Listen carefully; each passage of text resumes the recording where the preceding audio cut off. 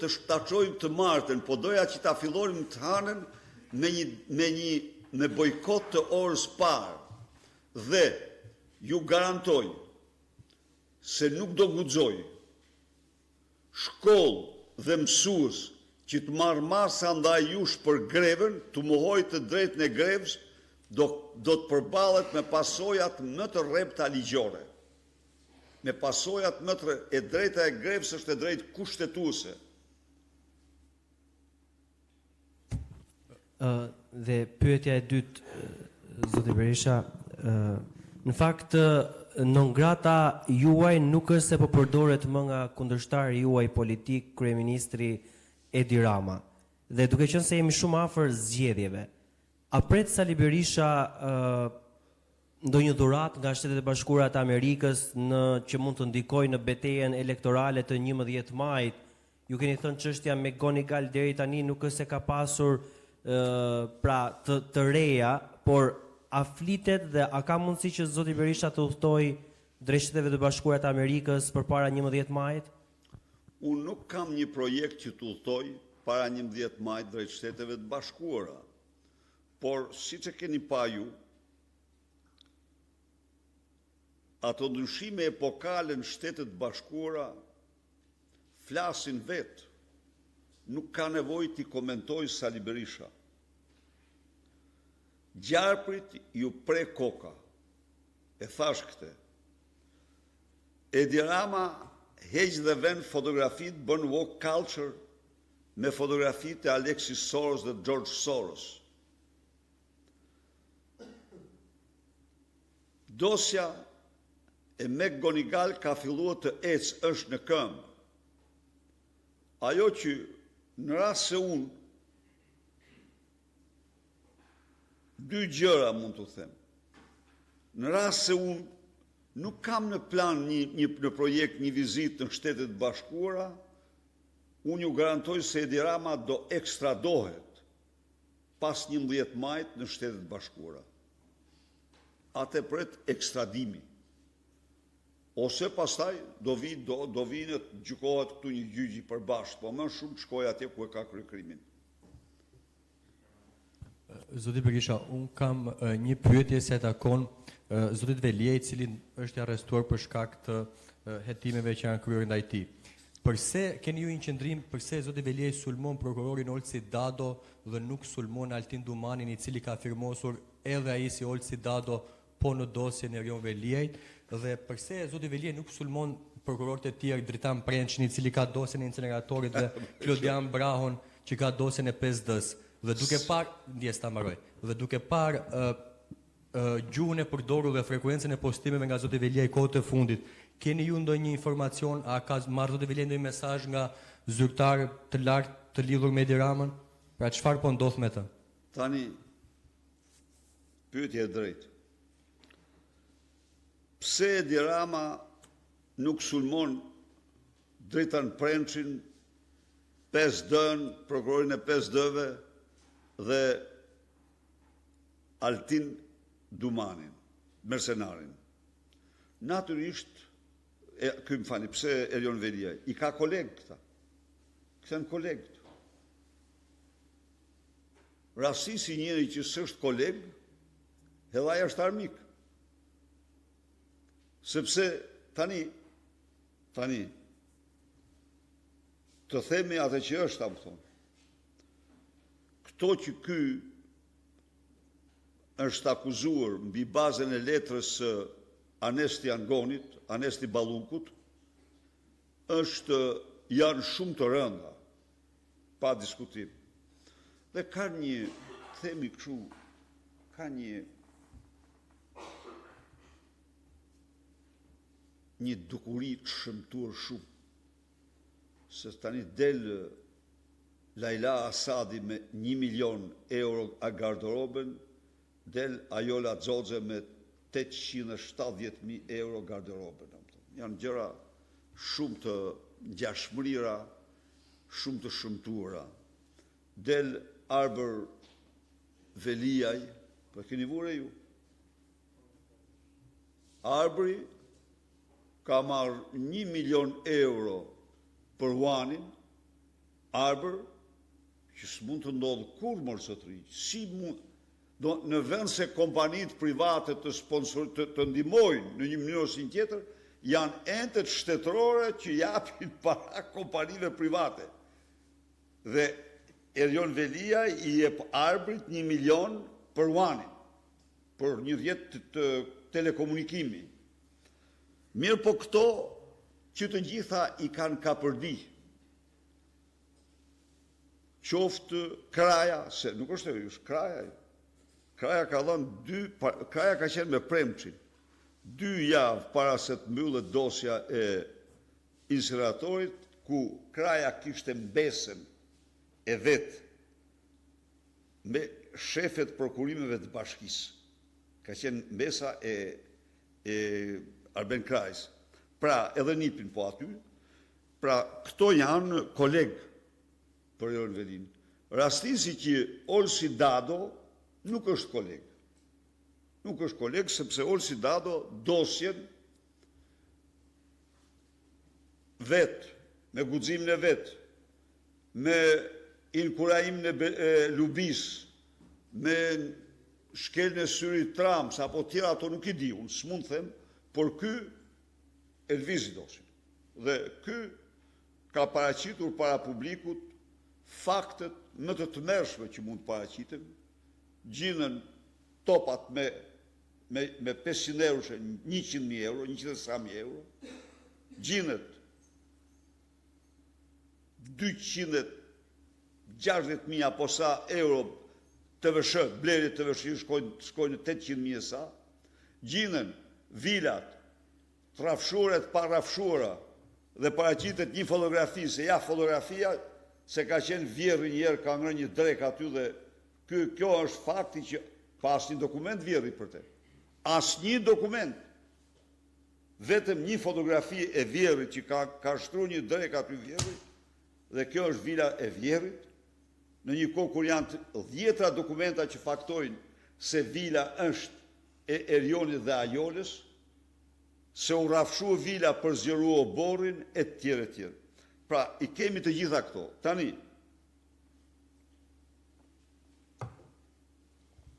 Olsi Dado, del fajtor, se ka mbaruar studinë, por nuk e di, do ta pyes Gitën, se ka qenë në klasë Margita Berisha dhe ka rrezik mos ketë qenë, se di, nuk kam pyetur, dhe se, çfarë thon tjetër, dhe se unë, kur doli çështja e Altin Hajrit, e denoncova këtu para jush, por s'kapi bëri deklarat, tha nuk është Olsi, nuk është Olsi Dado, dhe unë i kërkova ndjes, sepse natyrisht nuk mund besoja që ka gënjur Skapi. Skapi e dinte atë, që tha nuk është.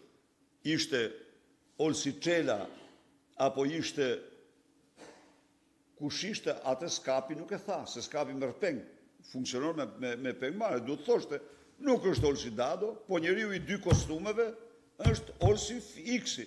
Tani s'mund të them se kush është, se nuk e di. Pra, të gjitha këto. Po, ky është instruksion. Uluziu shkon në para 8 ditësh, shkon në Burg dhe i përcakton një kuadër të ndryshëm nga të burgosurit tjerë, por tani unë do të them shqiptarve, ta din mirë, se para Uluziut, në ora 11:30 apo 12 natës, në qelin e Erion Veliaj, ka shkuar sipas burimeve shumë të besueshme Poja. Po, dhe Poja i ka diktuar kodin atij. Një lloj, siç kam denoncuar takimin me të burgosur qeveritar të tjerë. Poja është Xhevdet Troplini. Kush nuk e din Poja, por shko pyet. Pra, i çon Pojen e Dirama dhe i thot Xhevdeti, i thot, dëgjoj, thot, 1, 2, 3. Po e çele gojnë më. Dhe të nesër ky këndonte, thoshte, të falënderoj Edi Ramën, thoshte. E ju kujtohet ai statusi i tij i falënderimit Edi Ramës si po bën punë të bashkisë? E punë që po lodhet edhe me punë të qeverisë dhe punë të bashkisë? Pra kjo është histori mafioze, të dashur miq. E ftoi Uluziun të përgënjeshtrojë vizitën e tij në qelin e Erjon Velis. Aty janë të gjitha kamerat dhe këto janë të vërtetat, domethënë, për të dy këto vizitat fshehta. Tani përgatiten Ilirianën e smurën, Iliriana Oldash, një gjykatëse e cila duhet të gjykonte Erjon Veliej. Po s'kapi, sepse Ilirianës, jo se kjo ka patur ankroçat, nuk ka patur, por i thonë se dy persona, taulanti me një tjetër, apo mos mundos kënë taulant, një tjetër, kanë thënë këto për ty. Prandaj më mirë largohu nga ky proces. Edhe ajo çfarë bëri, merr një raport afatgjatë. Kanë gjetë këtë tjetër tani, e kanë fokusuar për datën 11. Do bëjnë dhe do lëshoj një brëshëri akuzash kundra meje, sigurisht, sepse unë e drejtoj ka edhe gjykatën edhe prokurorin. Andon Kello nga BC News. Zoti Berisha, me qenë se jemi në një fushat virale dhe betej TikToku, pyetja ime është çfarë mendimi keni ju për Kujtim Gjuzin? Tani, lidhur me TikTokun, vendimi i parë me datën 12 maj, ose vendim ditën e parë të krijimit të qeverisë, do t'jetë lirimi i menjëhershëm, heqja e bllokimit TikTokut dhe padi për Edi Ramën, për aktin madhor të censurës dhe të mashtrimit publik. Se thot kam konsultuar 68.000 prindër, mashtrues i pa skrupull. Ndaj dhe këto dyja janë premtimet e mia për TikTokun. Tjetër cila ishte? Kujtim Gjuzin, çfarë mendimi keni? Di që dikur në rinin e tij ka bërë bashkërobaqepsin me Edi Ramën. Po, për të tjerat, të garantoj unë ju garantoj se Kujtim Gjuzi është shumë herë më dinjitos për karrigën e kryeministrit se Edi Rama. Po.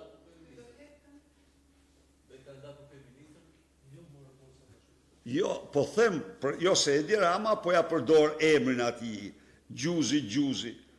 Po, ndërkohë, vetë tregonte se kanë qep robas, prisnin dhe qepnin robas bashku, se që bënin, a e bënin shumë punë zeza, po se që bënin nuk e din atë kohë. Pra, ata kanë një histori tjetër, të lartë, të hershme, jo të lartë, të hershme, njëri me tjetrin. Po Gjuzi është shumë më dinjitos për atë vend se sa që është Edi Rama. Zoti Berisha, Ardit Hoxha nga Euronews, unë kam një pyetje se takon listave të kandidatëve për deputet, që kam përshtypjen ju jeni ende në proces dhe si keni përmbyllur për shumicën e qarqeve. Po të shohim atë se çfarë ka qarkulluar apo vendimet që kanë marrë forumet e Partisë Demokratike, aty ka përfaqësim të rinjve me zotin Xhaferi, përfaqësim të forumit të gruas me zonjën Vokshi apo edhe të komuniteteve të tjera përbërëse të Partisë Demokratike. Por nuk kemi parë deri në këto momente një përfaqësi nga diaspora, duke qenë se jeni në proces të hartimit të listave si ato të mbyllurave dhe ato të hapurave. A do të ketë në listat e Partisë Demokratike përfaqësues nga diaspora dhe kur them përfaqësues në listat të mbyllura apo në listat të hapura? Përfaqësues nga diaspora do ketë pa diskutim në listat e Partisë Demokratike. Kjo nuk ka asnjë diskutim. Se në cilat lista do jenë, këtë unë nuk mund ta them pa u formuluar listat. Por nuk mund të ketë, ju lutem, ky është viti diasporës. Nuk mund të ketë lista Partia Demokratike pa një prani reale të rëndësishme të diasporës. Zoti Berisha, I kam një pyetje në lidhur me deklaratat e kryeministrit Edi Rama. Pak ditë më parë kryeministri deklaronte se kishte kritika shumë të ashpra ndaj SPAK-u, ndërkohë një ditë më parë tha se ka respekt për maksimal për Altin Dumanin. Si komentoni deklaratat e kryeministrit? Tani,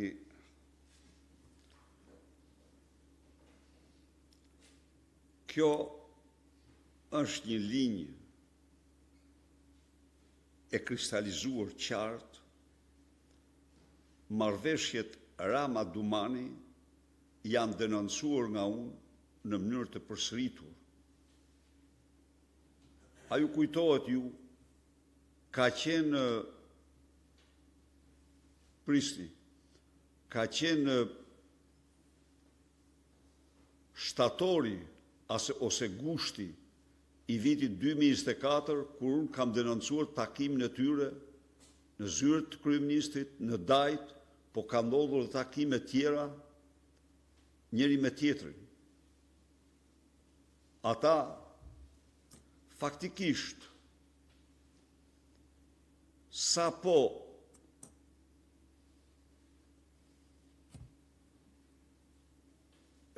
nuk është e rastit kjo që edhe Elion Veliaj vërsulet me gjithë baterit, tani aty ka 2 firma. Si e kuptoni, ju ja thu pysun ju. Dosja Veliaj ka 2 firma. Firma Dado, firma Dumani. Po, në qoftë se është firma Dado dhe firma Dumani, s'ka diskutim që firma më me peshë është e Dumanit, se Dumani është kryetari. Dhe Dumani në rregullin e tij të brendshëm ka të drejtë të marrë çështje. Pra, Dumani është bashkë autor në dosjen Veliaj. Po si thua, pse s'ja përmend një herë emrin Dumani tani, më thoni pak ju. Atëherë, pjeta më shumë. E urdhron Dado Dumanin apo Dumani Dadon? Kush e ka